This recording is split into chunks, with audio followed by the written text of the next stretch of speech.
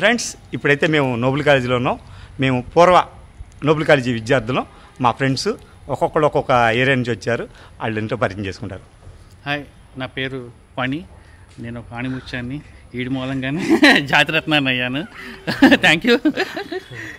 Hi, నా పేరు డివి, 94 batch. ఇదో ఆణిముత్యం. నా పేరు రఘు, 94 బ్యాచ్ బిఎస్సి. పెద్ద ఆణిముత్యం. This is Amar.